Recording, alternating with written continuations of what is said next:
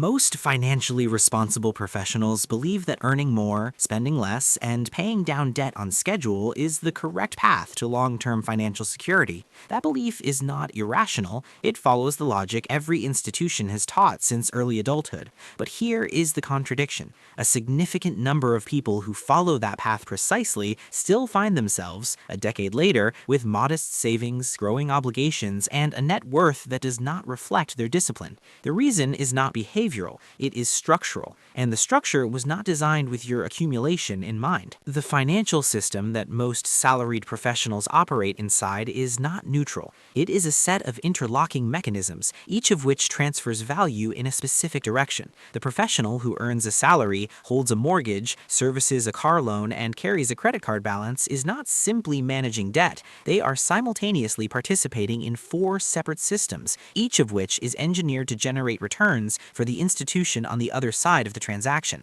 Understanding this is not pessimism, it is precision. The first hidden dynamic is what financial analysts refer to as front-loaded interest amortization.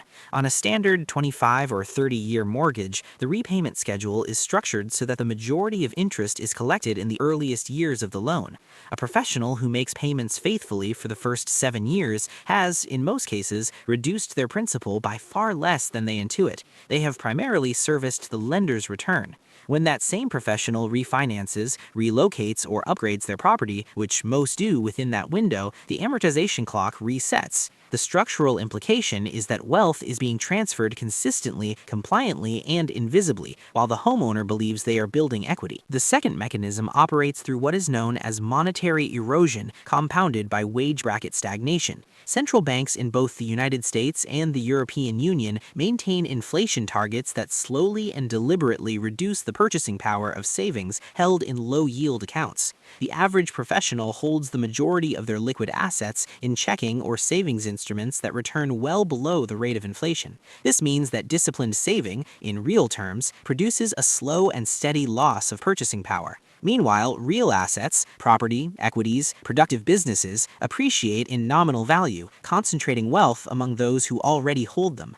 The salaried professional who saves cash is not reckless. They are operating inside a system that penalizes cash accumulation by design. The third dynamic is perhaps the least discussed: the tax architecture of earned income. In most developed economies, wages are the most heavily taxed form of income. Capital gains, qualified dividends, and certain corporate distributions are taxed at structurally lower rates. This is not a loophole, it is the codified architecture of the tax system.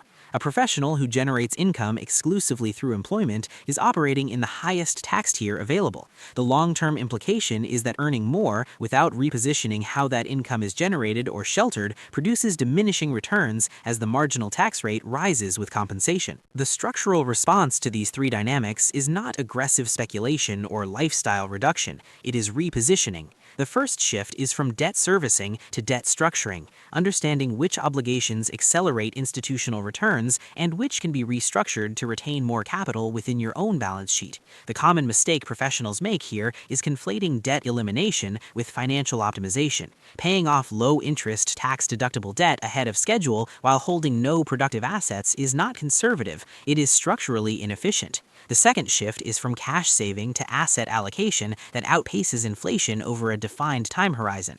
Most professionals delay this step waiting for a surplus that never arrives, not recognizing that small, consistent allocation to appreciating assets outperforms larger cash reserves held passively. The third shift is income diversification, not for the purpose of hustle, but to begin accessing lower tax tiers through dividends, capital gains, or structured passive income that operates outside the wage bracket. Financially sophisticated individuals do not simply earn and save. They read the architecture of the system they operate inside, identify where value is being transferred away from them, and make deliberate structural decisions to interrupt those transfers. They do not work harder inside a system designed to extract from them. They reposition within it.